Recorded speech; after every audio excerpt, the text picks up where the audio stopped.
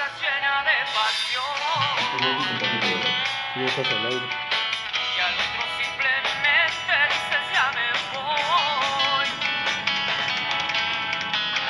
Amas y lastimas al mismo tiempo. No puedo soportar más esta situación. Así que dime que soy, así que dime que soy para tu vida de amor, para tu vida de amor. Ya toma una decisión. Di si me quieres o no.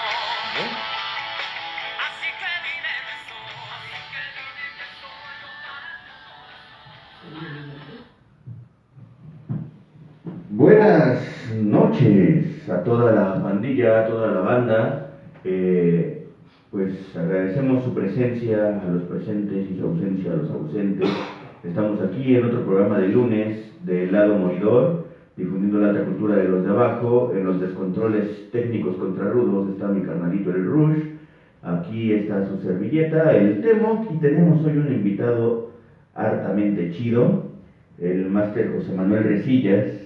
Él es crítico literario, él es melómano, es poeta, obviamente, y él es presidente y fundador de la Academia Mexicana de Poesía.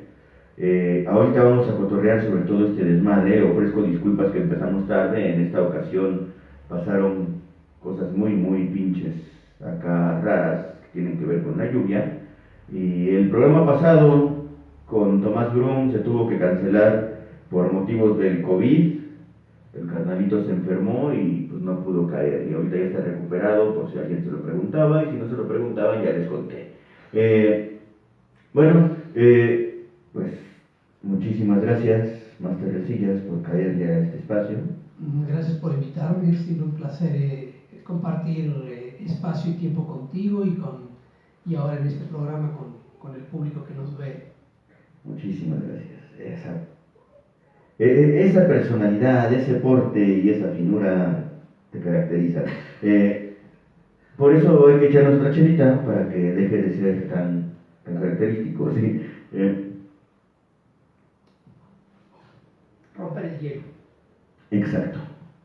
Bueno, pues bueno, yo lo que tengo entendido es que ya hay una larga trayectoria en esto de las letras que justamente te ha llevado a hacer lo que ahora eres. Lo que regularmente hacemos en este programa es como platicar un poquito, empezar por el principio, cuando Dios creó el mundo y dijo hágase la luz. Lo hizo con palabras y tú también manejas las palabras, no nomás Dios.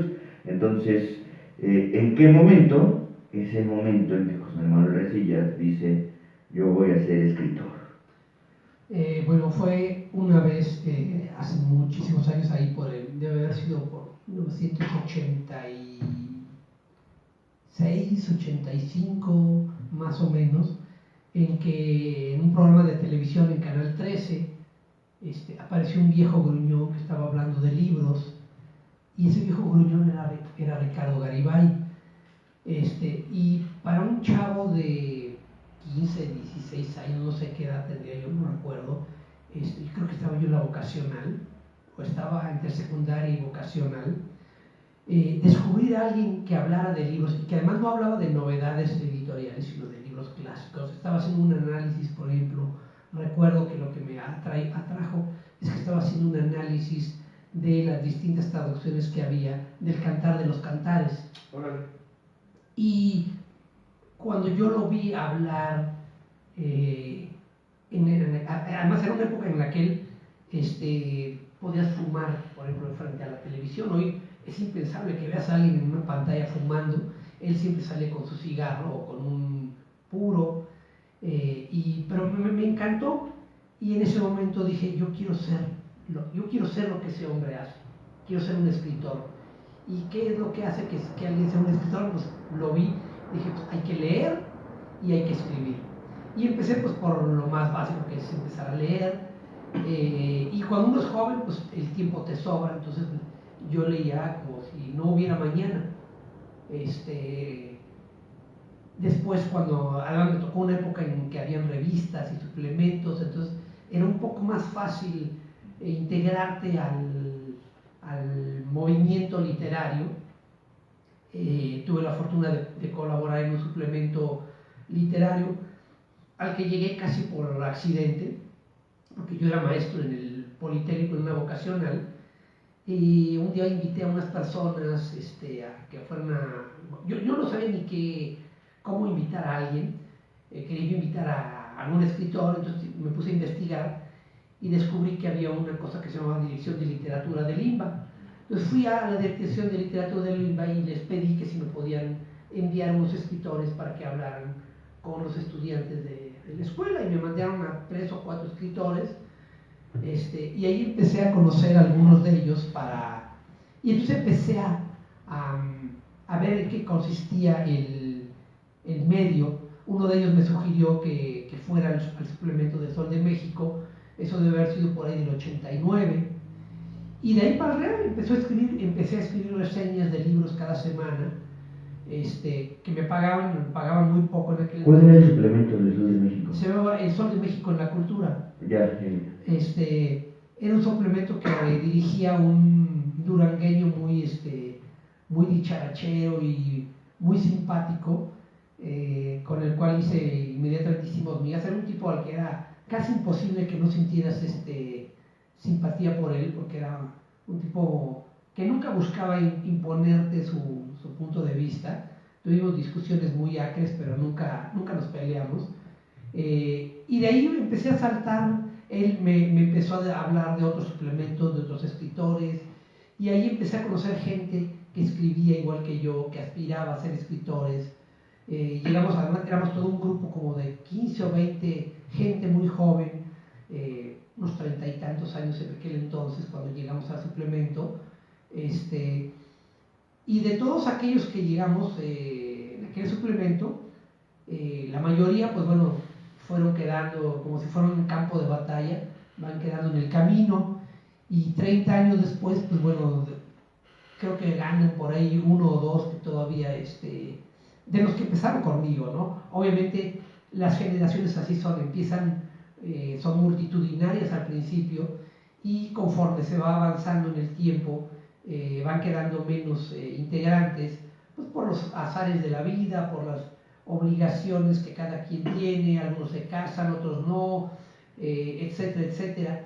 Y la carrera de escritor es una carrera muy peculiar, porque aunque tú escribes para la sociedad no le importa lo que hacen los escritores. Ayer hablaba de eso con una colega, María Vidales, cuando le platicaba yo que hace unos años, cuando murió Octavio Paz, hace más de 20 años, murió hace casi un cuarto de siglo Octavio Paz, murió aparentemente sin familia.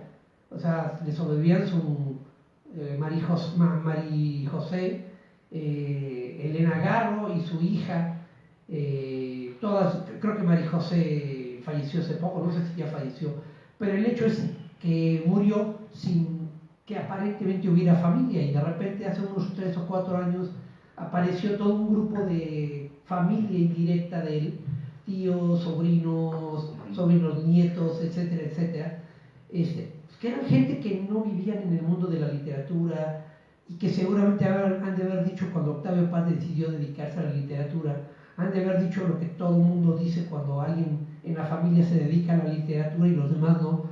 Han de decir, el loquito de la familia, el raro, el que se dedique. Es como si hay un poema de Manuel Andrade que habla de eso justamente, ¿no? Que se llama Clientela Renuente, y habla de que cuando tú les das tus libros a tu familia o a algún pariente, te lo reciben así como si a regañadientes, y te ven así como si tú todavía siguieras creyendo en los Reyes Magos y cosas así. Entonces el escritor, para su familia no literaria, es como un cero a la izquierda. La familia dice, bueno, pues es que este hombre no trabaja como los demás, no tiene un horario fijo, no recibe un emolumento semanal o quincenal como cualquier persona, no toma vacaciones, anda papaloteando, distrayéndose Ajá. Y entonces, bueno, la familia de alguna manera se enteró que había fallecido Octavio Paz, su pariente, no sabían siquiera, pues, a lo mejor se enteraron que ganó el Nobel, a lo mejor no, a lo mejor no se enteraron siquiera que se había ganado el Nobel, pero ellos son los dueños de los derechos de autor de la obra de Octavio Paz, que tampoco ha de ser una obra que deje mucho dinero, porque tampoco Octavio Paz no es un bestseller. Cuando ganó el Nobel, me acuerdo que la librería Gandhi puso unas montañas en la entrada de libros de Octavio Paz, pensando que la gente iba a ir a comprarlos porque hay que leer a Octavio Paz. Pero la gente no fue a comprar los libros de Octavio Paz, porque todos los que somos escritores ya teníamos esos libros y no ibas a volverlos a comprar solo porque le habían dado el Nobel. Y la gente que no había leído Octavio Paz, o que lo leyó nomás en la secundaria, cuando te dejan leer El laberinto de la soledad, pues no iba a comprar un libro de poemas, porque la gente no lee poesía. Tú le das un poema a una persona y es como si le dieras a leer un texto del Corán o de algún pedo ajeno, pues. Así es. Entonces el escritor, a pesar de que escribe y es la conciencia, se suele decir a veces con demasiada gratuidad, que es la conciencia de la tribu le importa un pepino lo que haga a esa conciencia. Porque el poeta no vive en otro mundo. Lo veo yo con mi propia familia y con distintos colegas, que el día que tú te mueras, tu familia no va a saber ni quiénes eran tus amigos, ni quiénes vivían contigo, no saben nada. Y entonces, después de 30 años, estoy empezando mi cuarta década de actividad literaria. Muchos de aquellos colegas que empezaron conmigo, pues, quién sabe dónde andarán, no sé si todavía siguen en las letras. Algunos sé que terminaron trabajando en cosas editoriales o dando clases, pero ya no forman parte, digamos, de la comunidad literaria directa, sino, digamos, la periferia de la... Ya no son parte del movimiento. Exactamente. Sí, más bien sí están en el río, pero están en las laderas, ¿no? Sí, o sea, de repente te acuerdas de alguien. Yo hace un par de años, hace unos meses, me vino a la memoria una chica que yo leí hace 30 años o más que leí. En lo poquito que leí de ella me pareció bastante atractivo.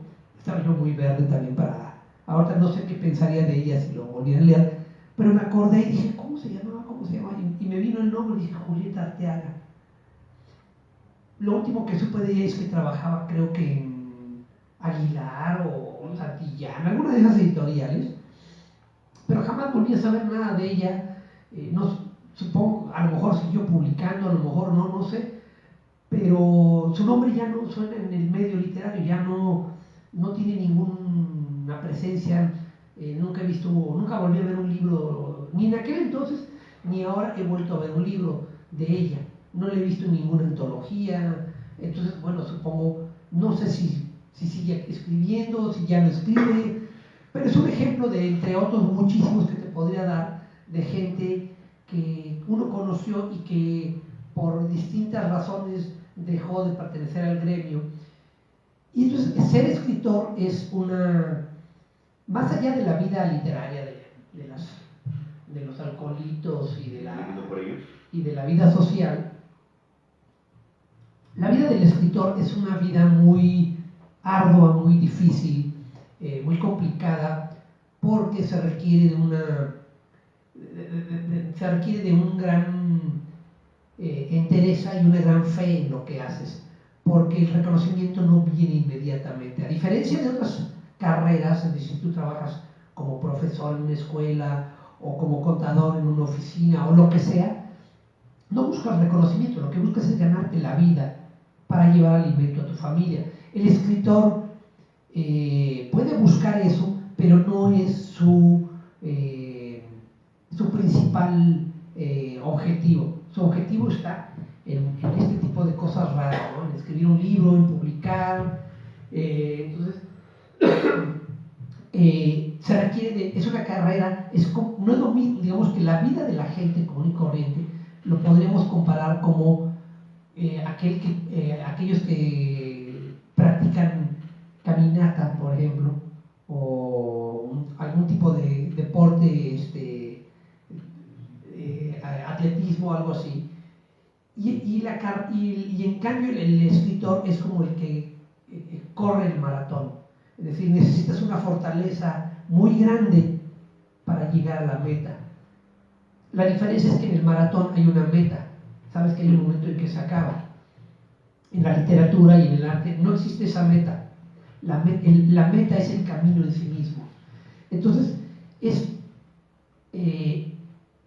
el que tiene familia que no se dedica a las letras, sabe que la familia siempre te va a ver como un ser extraño. Y bueno, al menos en mi caso, yo no le impongo a mi familia, por ejemplo, mis libros, se los regalo, pero jamás les pregunto, ¿ya me leíste? O sea, en 30 años que tengo de estar escribiendo y de haber publicado libros de todo tipo, traducciones, ensayos, entrevistas, etc., con excepción de uno de mis hermanos que vive en Canadá, jamás, y bueno, y mi mamá, ningún miembro de mi familia jamás me ha hecho una sola pregunta sobre lo que escribo. Jamás, nunca. Pero sí opinan de otras cosas. Y ese es un indicador que se respeta, ¿no? O sea, ya también, ¿para qué les preguntas qué opinan? Sí, no, yo nunca les pregunto. También está la idea de que, pues, más bien, bueno, a mí me pasa lo mismo, ¿no? Yo cuando he llegado a regalar mis libros a alguien de la familia, pues, sé que ni los van a leer. Sí. Sé que si acaso una ojeada por curiosidad, pero de eso a que haya una intención real de decir, a ver, este pendejo que está diciendo, pues no. No, porque te digo que te ven como un niño. Piensan que eres un niño, ¿no? Ay, sí, mira, mira sus dibujitos, sus juguetes, ¿me entiendes? Te ven así como, ¿cuándo se va en serio? ¿Cuándo se va a poner serio ¿Cuándo se va a casar? ¿Cuándo va a tener hijos como todos los demás? No conciben que te dediques a esta actividad tan peculiar, ¿no? Entonces, la relación de un escritor con su medio que lo rodea, en México por lo menos es muy peculiar, porque la sociedad te ignora por completo, no se ignora, y sin embargo los escritores, no importa quién sea, somos los que le damos el prestigio al país. No son los políticos, no son los deportistas, porque los deportistas todo el tiempo están fracasando, y les cuesta un dineral al erario público. Los escritores no le costamos Somos nada. bien baratos. Pues sí, somos bien baratos, sí, tristemente, es la verdad, somos bien baratos. Entonces, y lo peor es que siendo tan baratos, el Estado no hace nada por apoyar a los escritores, a los artistas del país, ¿no? Entonces, bueno, pues estamos en una situación lamentable, pero si tú te vas a dedicar a la literatura, tienes que hacer una apuesta hacia un imposible, a que yo voy a poder más que los demás. Fíjate, se me hace curioso ahorita que lo mencionaste. Yo nada más ubico a 2 premios Nobel de mexicanos, seguramente hay más, pero ubico obviamente a Octavio Paz y al químico de apellido Molina. Son los únicos. Ah, no, también hay uno de paz. Hay uno de un premio Nobel de la Paz. Premio Nobel de la Paz mexicano. Sí, Que son no es los únicos. Butrus Gali. ¿Perdón? Butrus Gali, ¿no? No. Ese era de la ONU. Sí. No recuerdo cómo se llamaba el que ganó el premio Nobel de la Paz, pero son 3 premios Nobel. Y uno de ellos es de literatura, es ¿Sí? Octavio Paz. Sí. Bueno, yo tengo la impresión de que esa familia lejana que tú mencionabas, digo que seguramente sí sabía que Octavio Paz era Don Verga, porque sacaron una pinche moneda de 20 pesos con su rostro que decía que ganó el premio Nobel. Pero Tú dices, tal vez por eso lo supieron, ¿no? tal vez por eso se enteraron que había ganado el premio Nobel y hubieran dicho, ¿qué chingados es el premio Nobel?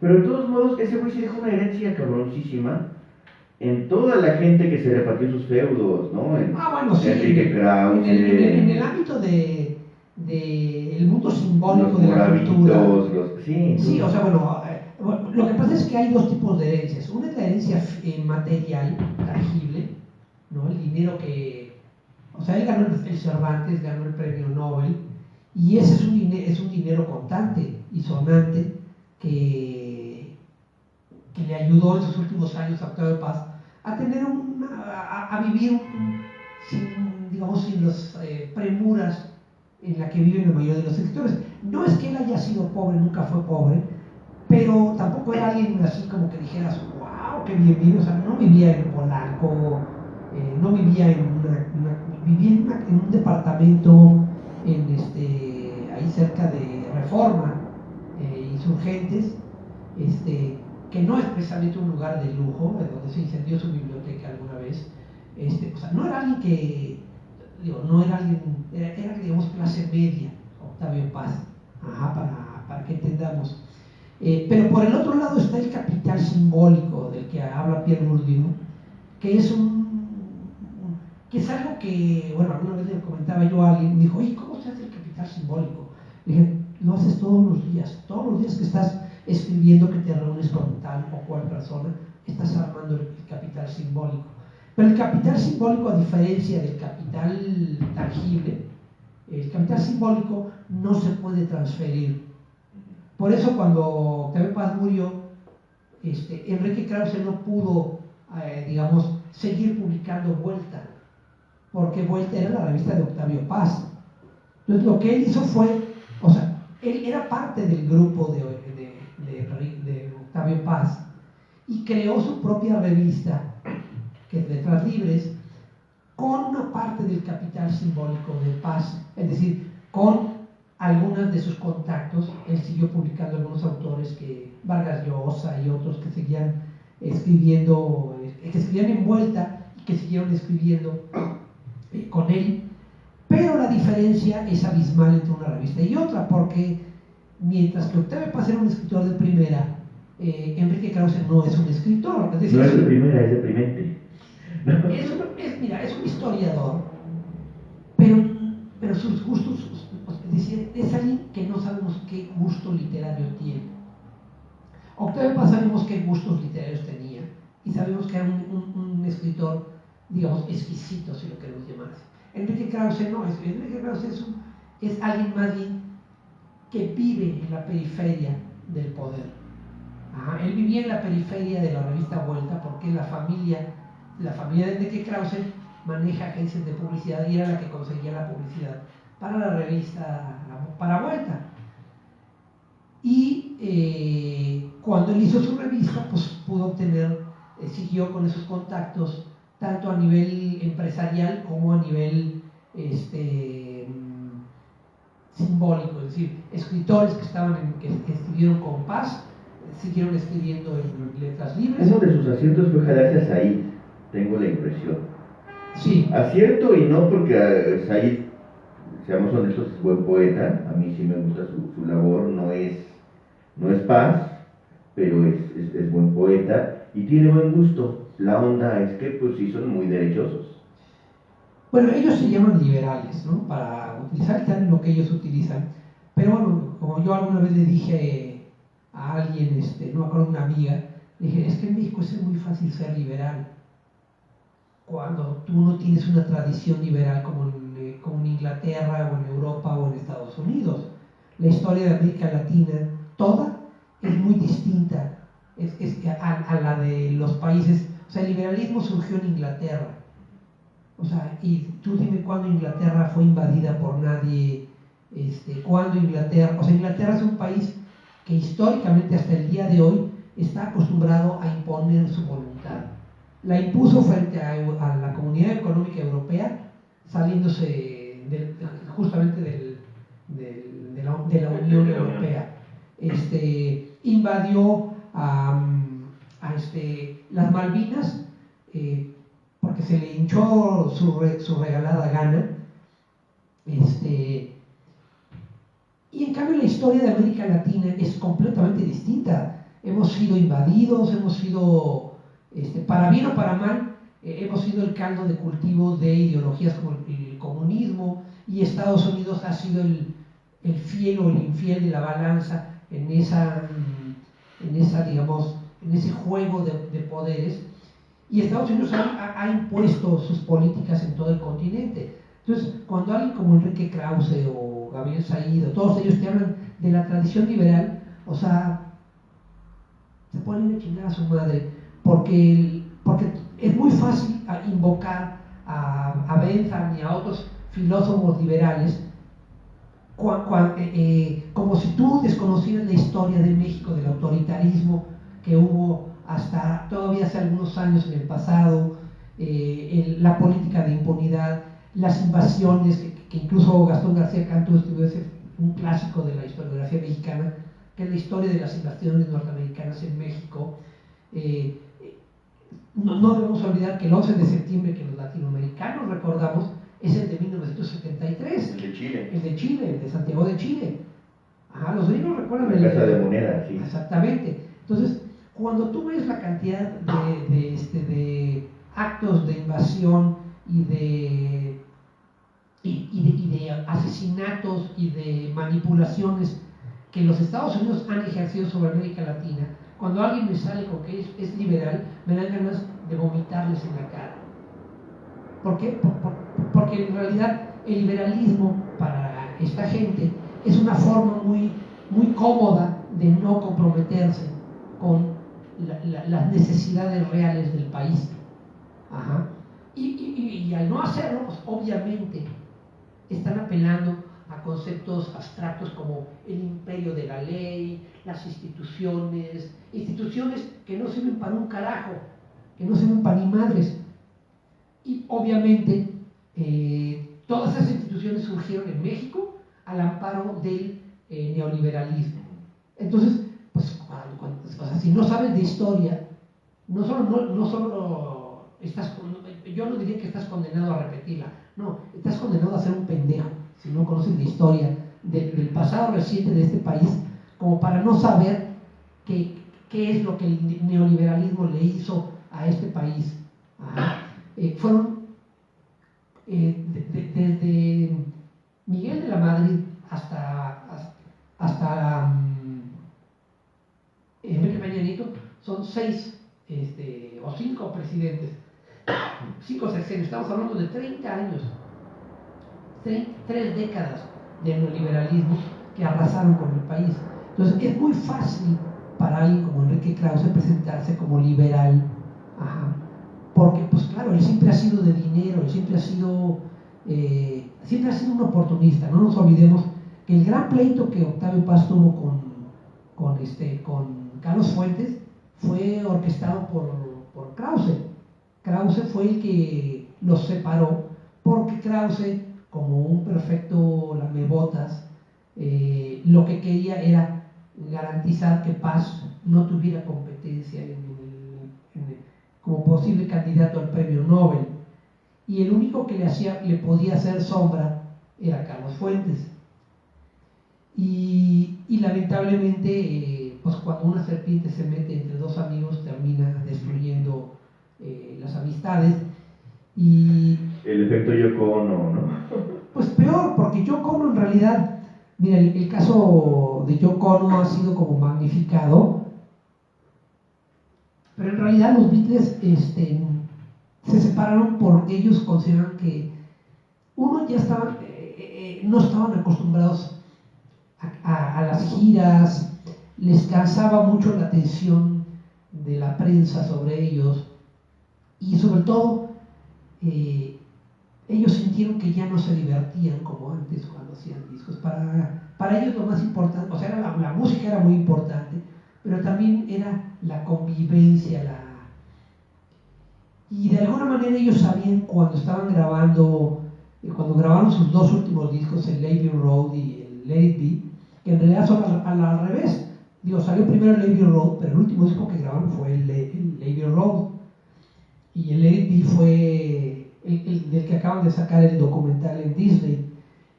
Cuando tú ves ese documental te das cuenta de que primero Yoko Ono no era la mala de la película. De hecho, no sé si lo sepas, pero bueno, la gente que nos está viendo, pero quien es el responsable de que John Lennon conociera a Yoko Ono fue Paul McCartney.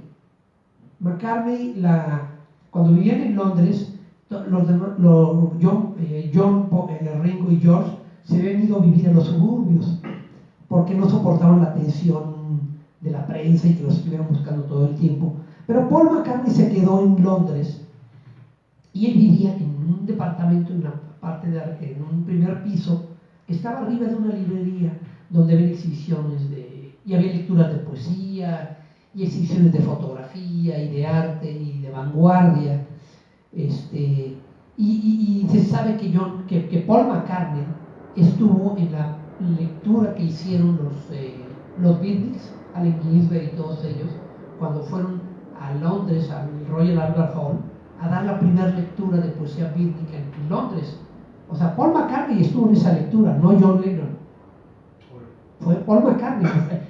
Todo el mundo piensa que el intelectual era John Lennon. Pero de ahí su vínculo después con tiempo de cambios con Dylan, ¿no? Sí, pero el que era el curioso, el que tenía intereses intelectuales, más que John Lennon, era Paul McCartney. Paul McCartney en esa librería se codeaba con poetas, con fotógrafos, con pintores, escultores, pintores, etcétera, etcétera. Y ahí él vio la primera exposición londinense de Yoko Ono en esa librería. Y él le dijo un día a John Lennon que por qué no iba a esa librería, que él había visto cosas muy interesantes y que estaban justamente exponiendo unas obras de una artista recién llegada de Nueva York, y ahí fue donde John Lennon conoció a Yoko Ono. Pero cuando tú empiezas a revisar la historia es cuando descubres que los mitos sobre ciertos personajes y figuras culturales, es más fácil repetir los mitos que realmente ver las cosas como son. Y Yoko Ono, bueno, siempre va a tener ese San Benito de que ella fue la que separó los Beatles, pero en realidad los Beatles se separaron pues porque yo creo que ya estaban cansados. Es muy... Por eso, como tú ves que los grupos, digamos, de larga data, como que hay ahora, no sé, AC/DC, Aerosmith y YouTube, y esta clase de grupos, o sea, ya no hacen como antes, o sea, giras cada año, sino que pueden pasar 3, o sea, Tool, por ejemplo, o sea, saca un disco cada 10 años. O sea, ahora esos grupos que ya tienen todo un nombre y un prestigio, se pueden dar ya el lujo de no tener que sacar un disco nuevo cada año, y que incluso, por ejemplo, YouTube lo último que hizo, ni siquiera sacó el disco nuevo, lo que hizo fue, vamos a hacer la gira del Joshua Tree, tocando todas las canciones del Joshua Tree y ninguna otra más. Y eso es lo que hizo YouTube. O sea, en lugar de sacar un nuevo disco y de meterse, la gente quiere oír ese disco, vamos a tocárselo completito. Y eso es lo que hizo YouTube. AC/DC acaba de sacar un disco el año pasado.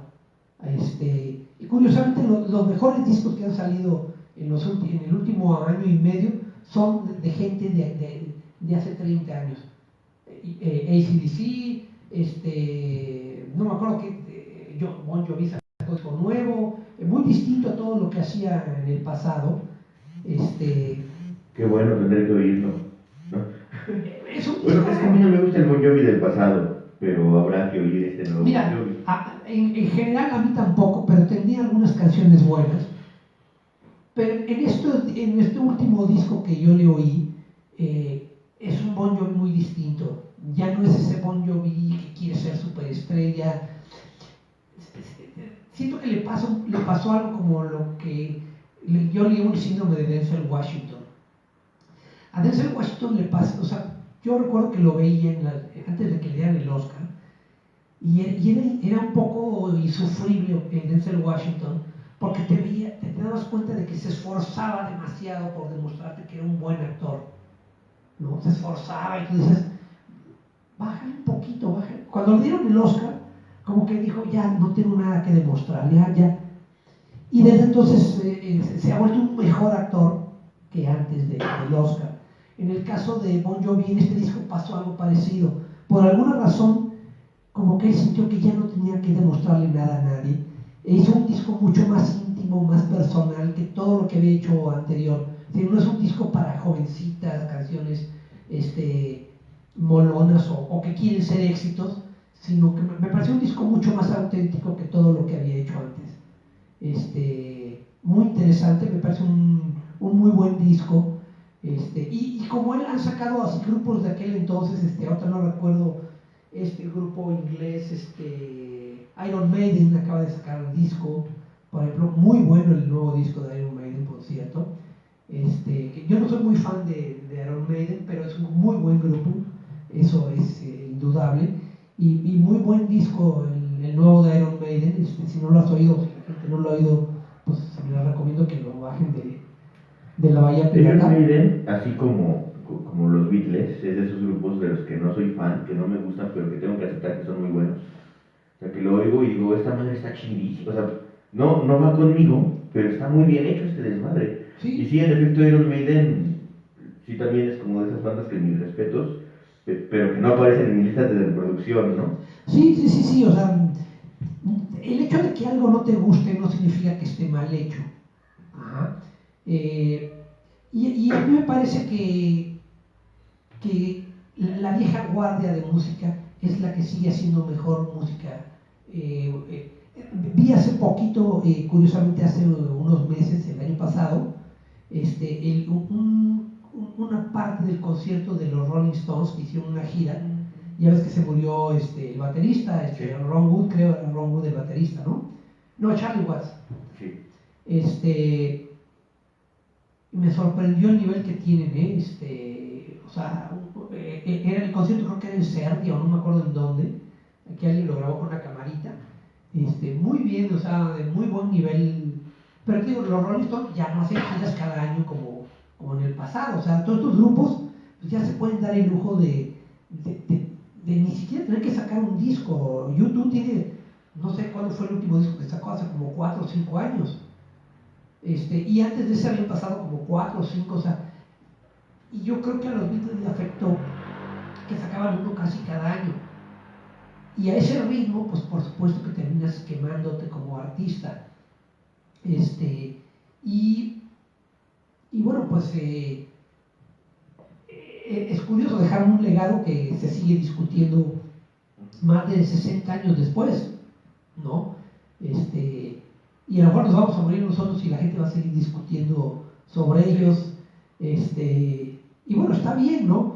Pero bueno, todo esto te habla, por ejemplo, de la permanencia de estos artistas que estamos hablando, los Rolling Stones, YouTube, tiene que ver con esa pasión que debe tener el artista, que uno como escritor, si quieres serlo de verdad, tienes que tener. Entonces, yo empecé hace casi más de 30 años atrás, por ahí del 89 más o menos, pero yo empecé antes, o sea, empecé a publicar a fines de los 80, principios de los 90, pero sí sabía que, o sea, desde el principio me pregunté, ¿tengo para pagar esta apuesta? ¿Tengo para pagar? Porque es una apuesta la que estás haciendo. Y me dije casi en el instante, tengo y me sobra. A huevo. Y bueno, empecé esta cuarta, estoy ahorita en mi cuarta década de producción, de actividad literaria. El año pasado publiqué una antología de Manuel Andrade, con quien fundé la Academia Mexicana de Poesía, que falleció hace unos 3 años, 3 o 4. 2017, falleció. Y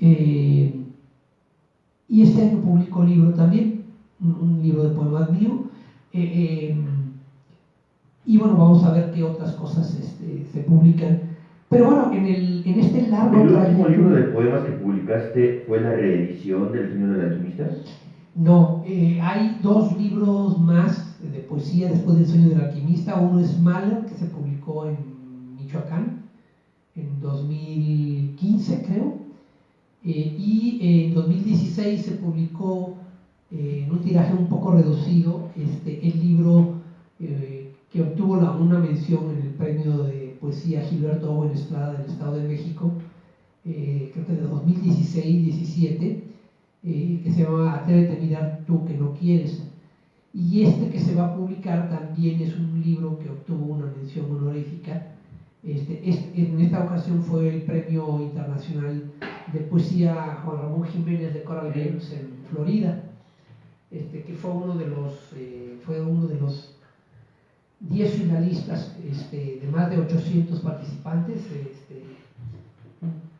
Y bueno, va a salir este año, ¿no?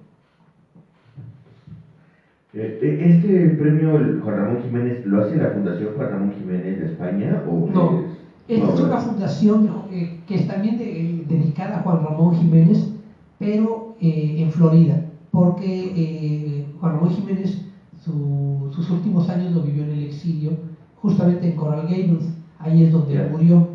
Entonces, hay una fundación en España, pero hay también esta fundación en Florida que organiza cada año el premio con el nombre de Juan Ramón Jiménez, y ahí fue donde yo fui finalista del premio.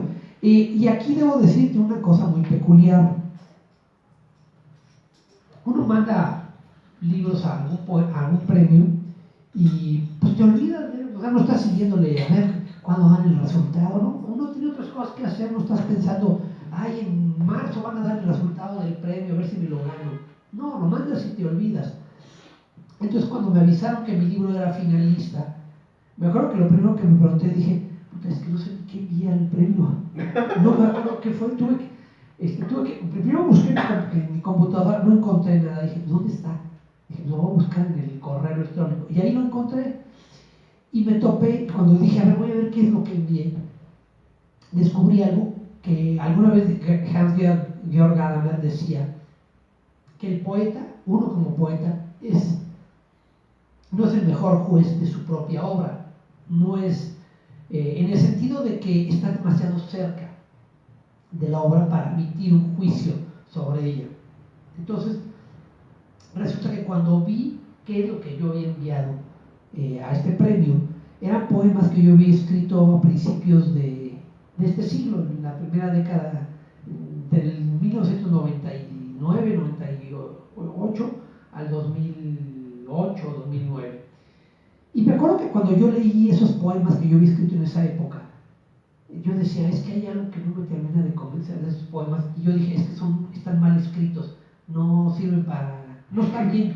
Y los dejé ahí olvidados en mi computadora. Y supongo que en el momento cuando salió este concurso, no sé por qué, yo dije, pues voy a poner unos poemas de estos y los voy a enviar. Y resultó que un grupo de jurados dijeron, qué buenos son estos poemas, vamos a darles una mención. Entonces dije, bueno, pues realmente no eran tan malos como yo pensaba que eran esos, porque yo ni siquiera busqué publicarlos, además, déjame decirte. O sea, me parecían tan deficientes que ni siquiera busqué publicarlos. Entonces, ahora que ganaron el premio, dije, bueno, pues eso de que el buen como juez, desde el Washington. dicen que el buen juez por su casa empieza, pero yo ni por la mía empecé. Entonces, pero bueno, es más allá de la principal recompensa para uno como escritor es, por un lado, la publicación, y por el otro lado, que la gente te lea, ¿no? Que la gente sepa que existes. Cuando digo la gente, por supuesto me refiero al gremio literario, ¿no? Porque sabemos que el grueso de la población, o sea, no leen poesía. Ajá, ni siquiera, o sea, la gente dice, es que Jaime Sabines es el poeta más leído de México. Bueno, yo te garantizo que más del 70% de la población en México no ha leído jamás a Jaime Sabines, ni a poetas de ese tipo, ¿no? Tengo la idea de que el poema más leído es Mamá soy Paquito. O tal vez el brindis del bohemio, no estoy muy seguro. El brindis del bohemio yo creo que es el más leído. Debe ser el más leído. Pero bueno, además, más allá de esto, bueno, la carrera del escritor siempre es una carrera a contrarreloj. Ajá, porque pues, el escritor, alguna vez me acuerdo, Gabriel Said escribió un artículo sobre eso, cuando Salinas decidió que los escritores y los artistas pagaran impuestos, pues, una de las cosas que él decía es que los escritores... Fue Cedillo. No, pero desde antes. Pues bueno, Cedillo fue el que lo No, fue Salinas. Te voy a decir por qué. Porque Salinas, para calmar la furia que había despertado eso, creó el Consejo Nacional para la Cultura y las Artes. Y con eso aplacó un poco la furia, que además los principales beneficiados en ese inicio del Conaculta pues eran los de arriba. Ajá. Recuerdo muy bien que en proceso le preguntaron, cuando sacaron el listado de los becarios, no era como ahora que tienes que presentar un proyecto, y en aquel entonces además ha ido cambiando la forma en que te solicitaban las becas. En aquel entonces tú tenías que presentar un proyecto, tenías que presentar 2 cartas de recomendación de escritores de reconocida trayectoria, pero los primeros becarios, el primer grupo de becarios importantes, fueron gente como Juan García Ponce, como Salvador Elizondo. ¿Qué digo? Ahí nomás. Ahí nomás Barrea, ¿no? Pero lo curioso es que cuando creo que le preguntaron a Salvador Elizondo, no me acuerdo a quién, alguno de ellos importantes, él dijo abiertamente, y así venía en la entrevista, pues sí, estoy muy contento de que me hayan dado la beca, pero no sé por qué. O sea, él no tenía ni siquiera un proyecto, ni nada, simplemente dijeron, como cuando palomean a los diputados para que queden en una lista de los plurinominales. Pero eso también tiene que ver con Octavio Paz. Bueno, porque en efecto, Salvador Feliz Hongo era parte de sus... Sí, de sus allegados. De sus allegados acá. A pesar de que él participó con José Revueltas, a pesar de que tuvo sus que veres con los poeticistas y todo, Salvador Elizondo sí era como ya parte del gremio de Paz. Sí. Pero bueno, a lo que digamos, a lo que voy es que sí me parece que, bueno, podemos criticar ciertas cosas del Conaculta, pero digamos, lo que Octavio Paz quería hacer, y él se lo había propuesto, él en alguna entrevista o en algún ensayo, no recuerdo ahorita, él cuenta que él propuso esa idea, se la propuso a 3 presidentes, creo que fue desde Echeverría, López Portillo y de la Madrid. Y no fue sino hasta que llegó Salinas que Salinas decidió apoyarlo. Él creo que propuso esa idea basado en el Fondo para las Artes que hay en Estados Unidos, que es un fondo básicamente que creo que Kennedy, no me acuerdo si fue Kennedy o Johnson, pero es un fondo que apoya a todas las artes y le permite a los artistas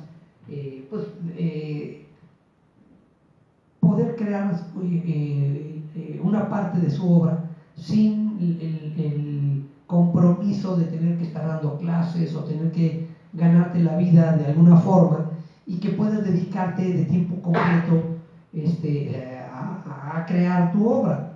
En México el problema es que te piden unas cosas ridículas como plan de trabajo. Y dices, oye, pero pues, ¿cómo plan de trabajo si no es una construcción, no es un edificio o un estadio lo que voy a hacer? Tú no puedes poner en un plan de trabajo, voy a escribir 2 cuartillas diarias. O sea, ¿por qué no? Así no se escribe, así no se trabaja. Tú puedes escribir todos los días 2 cuartillas, o 10 cuartillas, o 20 cuartillas, pero eso no significa que eso ya está trabajando, eso ya es lo que se va a publicar. Yo puedo ponerme a escribir lo que sea cada día. No sé si has visto un meme muy bello, donde está una señora haciendo la garnachería. Dice, señora, ¿por qué no está todavía mis enchiladas? Pero dice, si no son libros. No, si no son sus jodidos poemas, joven. Mira, ese yo no lo he visto, mándamelo porque... Ya están desenchiladas, ni que fueran sus chingados poemas, joven. Entonces, Salinas decidió crear el Conaculta, más mal al principio que bien, para calmar ese enojo de los artistas. Ese es el origen del Conaculta. Y bueno, al principio no estaba ni siquiera bien organizado, pero al mismo tiempo tenía cierto carácter romántico, porque tú podías, yo me acuerdo que yo fui bueno, si tú ahorita quisieras ir a entrevistarte con la directora que bueno, ya ni siquiera es Conaculta, ahora es Secretaría de Cultura. Si tú quisieras ir a entrevistarte con ella, con la Frausto, que no sepa que alguien quería entrevistarse con ella, pero bueno, supongo que quisieras entrevistarte con ella para algún proyecto, lo que fuera, pues tienes que pedirle una cita, es un desmadre. En cambio, en aquel entonces, Conaculta además era una cosita de este tamaño, estaba en la casa de campaña de Salinas, que estaba ahí atrás del mercado de las flores de San Ángel. Era una casa que había pertenecido a la familia de Salinas y fue su casa de campaña durante la campaña presidencial, y cuando él ya la desocupó para irse a Los Pinos y creó el Conaculta, esa casa la cedió para que fuera su oficina del Conaculta. Era una casa muy bonita, así con una escalera así preciosa, de dos pisos, creo recordar. Y yo un día fui no me acuerdo, quería yo hablar con Flores Olea, se llamó el director, el primer presidente del Conaculta, y me acuerdo que sin problema me dijo, sí, pase, súbale ahí. Me subí yo y toqué una puerta y dijeron, otra viene, está en la junta, pero esto lo atiende. Y dejó la junta aquella y me atendió, ya no me acuerdo. Yo quería que me publicaran, imagínate, tener una revista donde anunciaban eventos culturales, y yo fui a que anunciaran los eventos que yo estaba programando en mi vocacional, porque yo hice una semana cultural en la vocacional. Entonces habían lecturas, un torneo de ajedrez, bla bla bla, y lo publicaron ahí como si fueran eventos, y fui a enseñárselo al director de la escuela. Miren, salimos en esta revista de Conaculta. Entonces tenía ese aspecto un poco improvisado al principio, que después se empezó a volver más burocrático, y bueno, ha terminado por ser esta cosa espantosa y horripilante que ahora es una secretaria de Cultura, pero que la tal Frausto lo maneja peor que si fuera, no sé, unos baños públicos. O sea, no se da cuenta que es una secretaría de Estado. O sea, si tuviera yo que promover a alguien para que ocupe ese cargo, en algún momento yo señalaría a Leticia Luna, por ejemplo. O sea, Leticia Luna es alguien que... Fuertes declaraciones. Mira, lo que pasa es que Leticia Luna es la primera escritora que está en una oficina de este tipo, de la literatura de Limba, y que veo que realmente trabaja por la comunidad literaria, por toda, y no por grupitos, yo sé que hay gente que no la quiere. No, voy a ser bien honesto, yo sí admiro mucho la chamba de Leticia Luna como promotora cultural. Sí, pero lo que ha hecho en la Dirección de Literatura de Limba es sobresaliente, pero sobresaliente. O sea, yo creo que nadie ha hecho un trabajo tan eficiente, tan generoso hacia todos, porque normalmente pues ayudas a tus cuates y algo. Lo que ella ha hecho por el gremio es... El mundo sabe que yo no hablo muy bien del gobierno casi nunca, pero en el caso de Leti Luna, la neta, en algún momento la felicité por su cumpleaños, no me acuerdo qué chingados. Temo, no mames, ¿cómo estás, güey?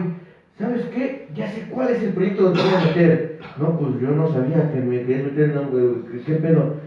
Vas a dar talleres a los presos, vas a ir a Santa Marta, no, pues a toda madre, no cumplir requisitos de papeleo, pues. Ajá. Pero en efecto como que dije, pues sí, güey, ¿dónde más iba yo a estar? Y tengo la impresión de que sí, a todos nos ha como tratado de apoyar en lo que puede, ¿no? Sí. Y se me ha hecho muy digno eso. Sí, y yo creo que yo nunca había visto a alguien que trabajara con tanto ahínco, con tanta generosidad, como ella lo ha hecho. Bueno, pero dejémonos de cebollazos. Saludos a Leticia Luna. Chido por tu cargo, chido por tu chamba. Y cambiemos un poquito el tema para que no sea puro cebollazo, ¿va? Órale. Bueno, pues como pueden ver, el máster de sillas es melómano de hueso colorado. Sí, así es. Resulta que ahorita estuvimos hablando de Iron Maiden, de Bon Jovi y etcétera, etcétera. Tu último libro sobre música es el de El Círculo de Viena, es el de Beethoven, ya me confundí. Es el que se llama Retrato de Ciudad con Sinfonía. El Círculo de Viena y su relación con la música. Sí. Y es un libro que publicó el Instituto Cultural de Sinaloa, el Instituto Sinaloense de Cultura, que era el ISIC. Es un libro muy bonito que contiene un grupo de ensayos sobre el mundo cultural vienés, que en México, por ejemplo, nunca había ni García Ponce ni ninguno de nuestros escritores que han tratado el tema de la Mittel Europa, siempre lo han tratado desde el ámbito de las letras. Pero a mí me sorprendía que si algo caracteriza a Viena es la relación con la música. ¿Sí? Simplemente hay que ver quiénes pasaron por Viena: Haydn, Mozart, Beethoven, Schubert, Mendelssohn, Mahler, Brahms. O sea, los más grandes músicos de los últimos 250 años hicieron su carrera en Viena. Y me sorprende que cuando tú lees los ensayos de Juan García Ponce, de José María Pérez Gay, etc., sí oyes puedes oír, imaginar el sonido de las cafeterías y de la vida intelectual, pero nunca oyes la música. Entonces yo decidí escribir, basado en un curso que di, la influencia de la música en la vida cultural. ¿El curso es el de Cultura Centroeuropea? Sí. Sí. Que de ahí surgió el ensayo, que originalmente fue publicado por Fernando Fernández en una revista de la UFUNAM que se llamaba Quodlibet, que ya desapareció la revista, pero ahí apareció primero ese ensayo en 2 entregas, y después ya lo incluí y es el que le da el título al libro que publicó el ISIC. Este año a lo mejor, no sé, hubo una convocatoria también, pero esta vez fue de la Universidad de Sinaloa para libros, y yo propuse ahí un libro que también tiene que ver con la música, que es sobre el genio en la música, donde hablo de Bach, de Mozart, de Beethoven, de Brahms, de Mahler, etc. Y bueno, a ver si a lo mejor se me hace que no solo sea mi segundo libro de música, sino que también sea el segundo libro sobre temas musicales publicados en Sinaloa. Y este sí ya es un libro mucho más extenso que el que publiqué en Sinaloa, porque además el que publiqué, el primero, tuve que quitarle varios ensayos porque por razón presupuestal tenía un número X, límite de páginas. Entonces tuve que quitar algunas partes. Originalmente era un libro en 3 secciones. Había una sección entera que tuve que quitar, que es, digamos, la música y su relación con México y con algunos artistas mexicanos, y tuve que quitarlo cuando tuve que decidir cómo iba a ser el libro, lo centré todo en Viena y entonces quité ese apartado, ¿no? Y bueno, vamos a ver cómo nos va este año. Master, pasa algo bien pinche raro. ¿Qué pasó? Se nos está acabando el tiempo. Eso no es raro. Sí. Eso no es raro.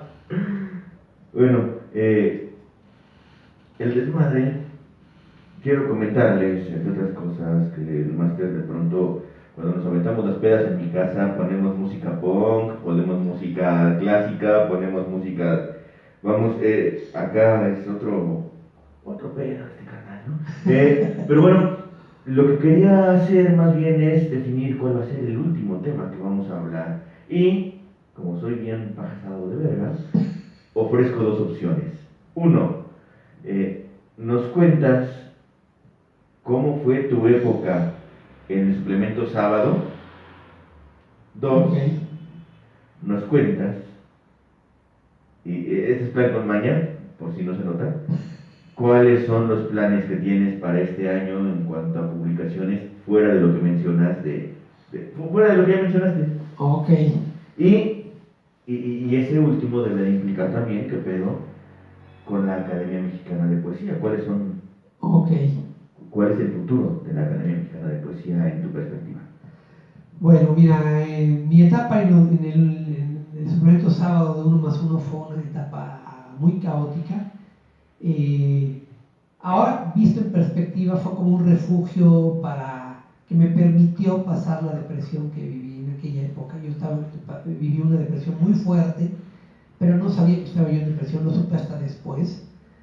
Pero el suplemento fue una especie de, ahora lo veo, en aquel entonces no me di cuenta, pero ahora lo veo, fue como un refugio para la depresión.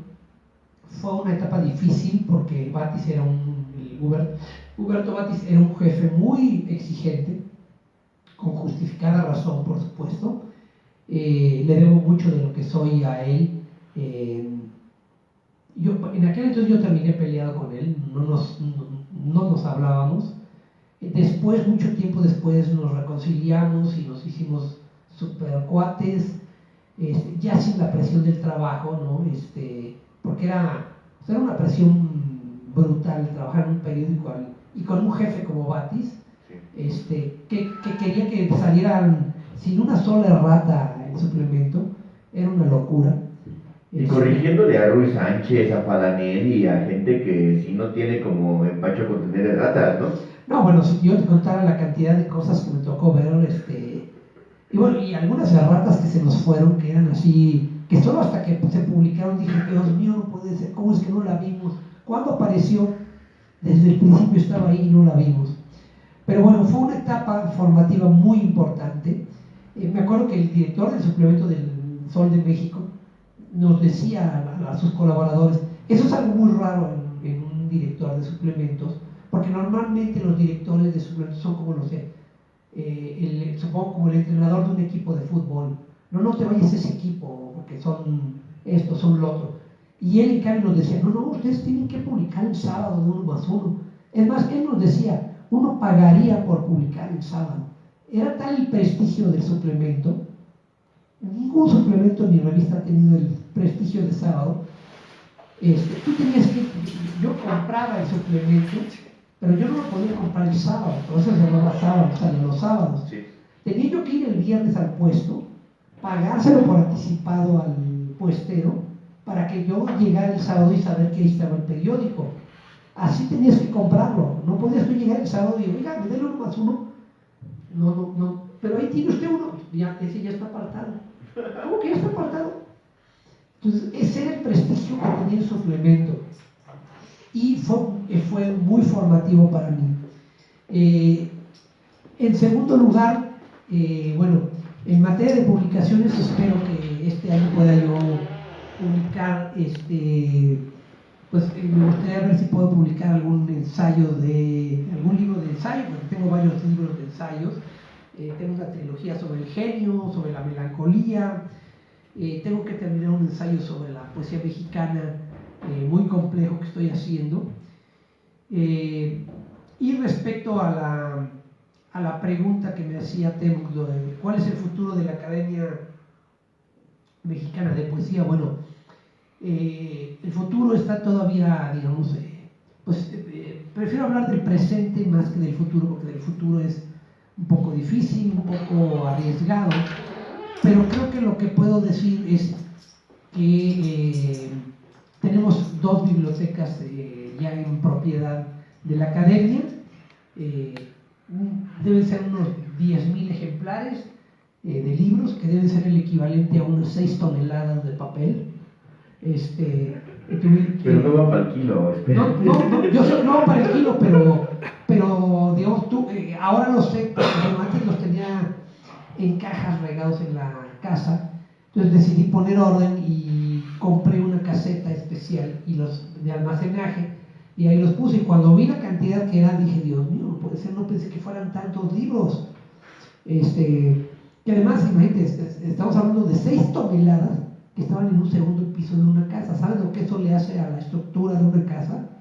O sea, le liberé tensión a la casa también al mismo tiempo. Entonces, tenemos esas 2 bibliotecas, que es la biblioteca de Ileana Godoy, como un 60% o 70% más o menos de mi propia biblioteca, que le estoy donando ya, o sea, ya está ahí junto con la de Ileana Godoy, no revuelta, pero están en el mismo espacio, ya almacenadas Tenemos el archivo, casi gran parte del archivo de Juan Bautista Villaseca en nuestro poder. Me faltan algunos manuscritos, mecanuscritos, que tiene un amigo que tengo que verlo este año para ver si consigo que nos lo pueda ceder. Oye, estaría toda madre una antología completa del material de Villaseca. Bueno, lo que te puedo decir es que un proyecto que este año podría ver la luz, tal vez este año pudiera ver la luz, la obra completa de Juan Bautista Villaseca, que bueno, para la gente que no lo sabe, y bueno, ni Roberto López Moreno, que lo conoció, sabe de qué tamaño es la obra de Villaseca. Yo soy el único que sabe el tamaño de su obra, sé el alcance de todo lo que escribió, porque me puse a hacer lo que ninguno de sus amigos pudo o supo hacer, que es rastrear, trabajar como un detective. ¿Qué hace un detective? Es seguir las pistas a donde te lleven. Y bueno, descubrí una vida fascinante, por poco conocida, de Villaseca. De hecho, hace poco me enteré, ahorita no recuerdo de quién es, me enseñaron una foto de un poeta español muy importante de la primera mitad del siglo XX, que vino a México en algún momento, por ahí de 1950, creo que en 1950. De los ultraístas. Pedro Garfias. Pedro Garfias vino a México Sí, de la generación del 27. en 1950 y le dedicó un libro a Juan Bautista Villaseca. Órale. Pedro Garfias me parece que trabajó con Buñuel de cuando en cuando. No estoy muy seguro. Puede ser. Pero bueno, el asunto es que sí está muy llamativo esto. Sí. Y la obra de Villaseca, contrario a lo que piensan sus amigos, o sea, es mucho más extensa de lo que se piensa. O sea, son casi 800 páginas de poesía. Cuando que lo que López Moreno, por ejemplo, rescató de sus memorias y las cosas que él conoció de Villaseca no llegaban ni a 100 páginas. Lo publicó Malpaís, ¿no? No, esa es una antología que hizo Malpaís, pero que no es o sea, Roberto López Moreno publicó una antología en 1977, si mal no recuerdo, que le puso el título de Variaciones de Invierno, que en realidad hay una cosa muy curiosa. López Moreno dice que era un libro que se había perdido de Villaseca. No es cierto. Le puso ese título porque Villaseca publicó ese libro. Ese libro lo publicó el año anterior a que López Moreno publicara el libro de la antología. Y eso es una plaqueta de poemas que publicó la revista Plural, cuando ya después defenestraron a Scherer García en el famoso golpe de Estado de Echeverría, y cuando ya Plural había perdido prestigio y nadie los pelaba, Adolfo Anguiano Valadez, el hermano del pintor, consiguió que le publicaran esa plaqueta, que la financió una señora que siempre financió a Villaseca y que fue la que pagó su funeral.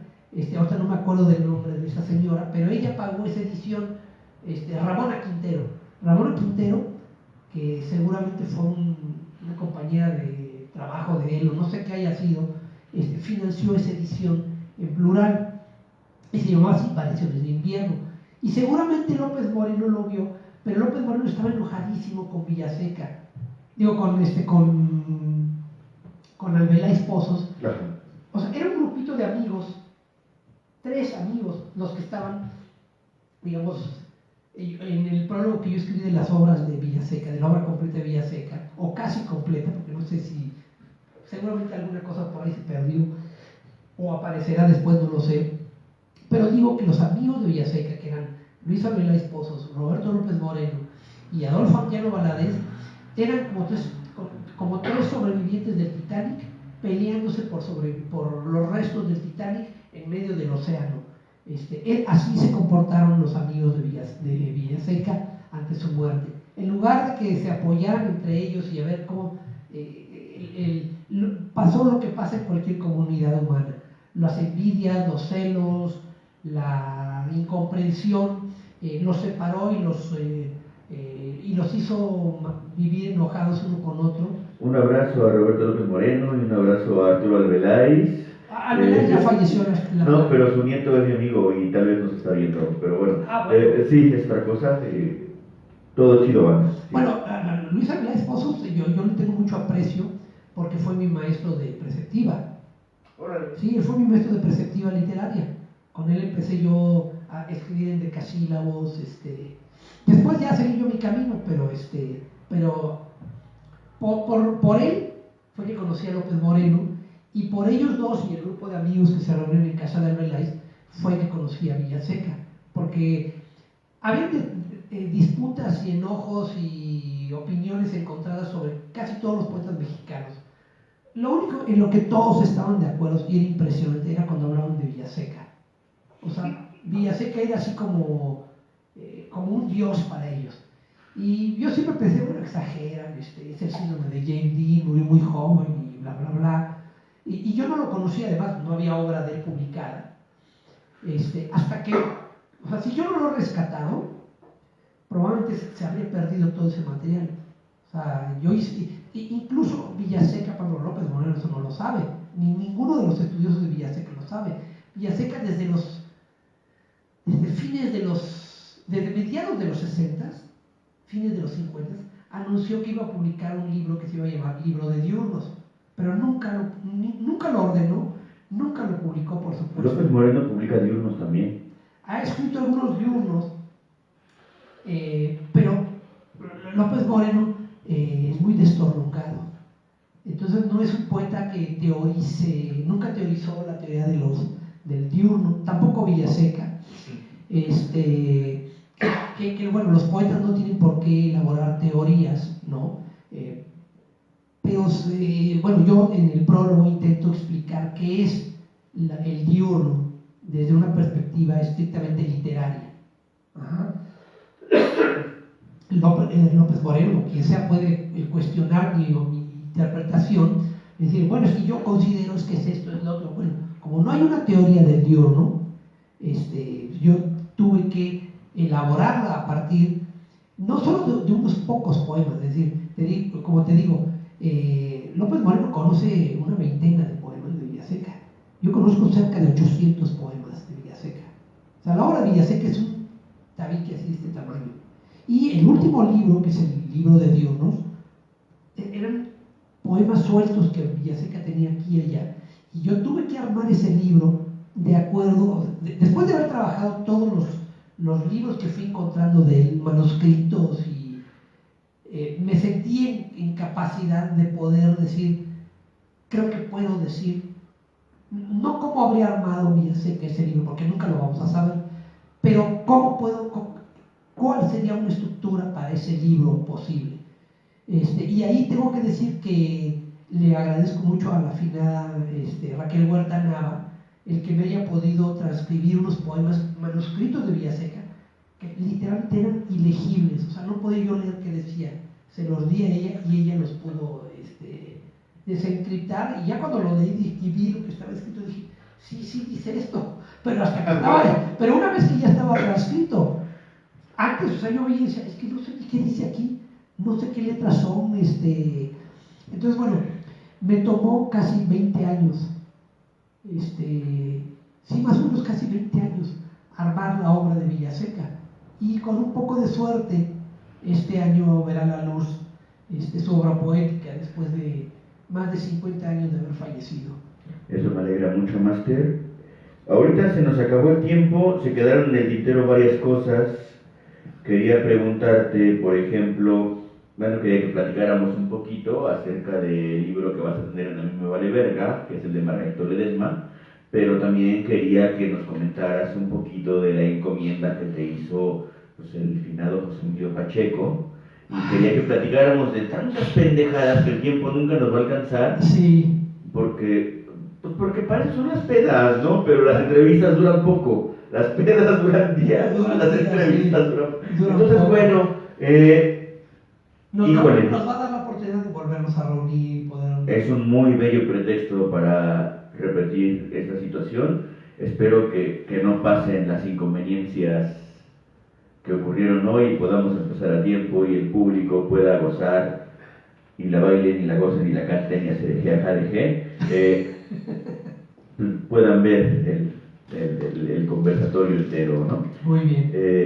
Máster, muchísimas gracias. Qué bueno que todo salió lo suficientemente bien como para que pudiéramos arrancar este proyecto. ¿Algo que se quede en el tintero? Muchísimas cosas, pero bueno, ya las hablaremos en las siguientes oportunidades. Hay un montón de cosas por hablar. De Villaseca podemos dedicar un programa entero a comentarte todas las vicisitudes en las que se vio envuelto Villaseca, en qué clase de persona era. Porque bueno, Roberto López Moreno lo conoció, pero él conoció a Villaseca ya tardío, ¿no? Villaseca ya sin... Villaseca, que él y sus amigos, cuando yo le pregunté a uno de los amigos de Villaseca que lo conoció, yo le pregunté, bueno, ¿cómo lo recuerda usted? Y la respuesta que me dio fue espantosa. Me dijo, lo recuerdo pobre. Pero Villaseca no fue pobre toda su vida. De hecho, era más fifí que los fifís. Y era un tipo enormemente orgulloso. Era un dandy ese güey. Era un dandy, por supuesto. Pero ese Villaseca dandy, fifí, bla, bla, bla, López Moreno no lo conoció. López Moreno lo conoció cuando ya estaba en sus últimos 2 años de vida. Y bueno, pues ya tenemos oportunidad de platicar de Villaseca, de qué fue lo que descubrí, cómo es que lo descubrí, bueno, de cómo conocí a la familia de Villaseca, que es una cosa increíble. Fue una de las cosas, de las experiencias más emocionantes que he tenido en mi vida. Cuando apareció, así igual que como lo de Octavio Paz, que te decía que aparecieron así sobrinos y nietos y tíos, y así aparecieron de repente, porque igual los amigos decían, cuando yo les pregunté, es que la familia no quiere a Villaseca. No, claro que lo querían, lo adoraban a su papá. Y cuando apareció la familia no apareció 1 o 2, eran como 15 o 20 personas. O sea, sobrinas, sobrinos nietos, hijas, impresionante. Solo faltó la esposa, que todavía vivía, cuando yo los conocí, todavía vivía ella vivía, creo que en Michoacán, me parece, en Ciudad Lázaro Cárdenas.